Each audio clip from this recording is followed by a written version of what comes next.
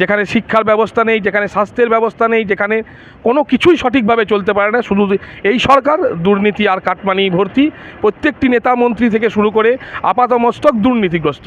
তাই এই বাংলার পরিবর্তন অবশ্যই দরকার। গত 15 বছরে এই তৃণমূল সরকার কোনো কাজই সঠিকভাবে করতে পারেনি। আপনি শিক্ষা থেকে শুরু করে স্বাস্থ্য, রাস্তাঘাট, এই যে বেকারদের আজ এই দুরবস্থা, সব দিক দিয়েই এই রাজ্য সরকার কোনোভাবেই সঠিকভাবে কাজ করতে পারেনি। এই 15 বছরে আমরা তিনজন বিধায়ককে পেয়েছি, তিনজনই বিধায়ক পরিযায়ী। এই যে আমাদের তাঁতিপাড়া একটা গ্রামীণ হাসপাতাল ছিল, সেই হাসপাতালটা এই বর্তমান তৃণমূল সরকার একটা প্রাথমিক স্বাস্থ্য কেন্দ্রে পরিণত করেছে। তাঁতিপাড়া সহ আশেপাশের মানুষজন সেখানে গেলে তাদেরকে শুধু বলা হয় সিউড়ি চলে যান, এবং সিউড়ি গেলে সেখানেও তাদেরকে বলা হয় আপনি বর্ধমানে চলে যান। তাই আমরা এই বর্তমান শাসক দলের যে এমএলএ বা এমপি যারা আছেন তাদের কাছ থেকে আমরা কোনো ধরনের ভালো সুযোগ সুবিধা আমরা কিছু পাইনি।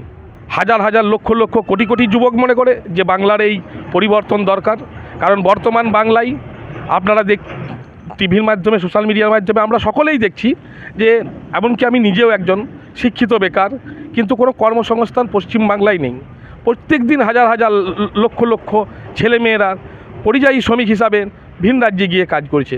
যেখানে শিক্ষার ব্যবস্থা নেই, যেখানে স্বাস্থ্যের ব্যবস্থা নেই, যেখানে কোনো কিছুই সঠিকভাবে চলতে পারে না। শুধু এই সরকার দুর্নীতি আর কাটমানি ভর্তি, প্রত্যেকটি নেতা মন্ত্রী থেকে শুরু করে আপাতমস্তক দুর্নীতিগ্রস্ত। তাই এই বাংলার পরিবর্তন অবশ্যই দরকার।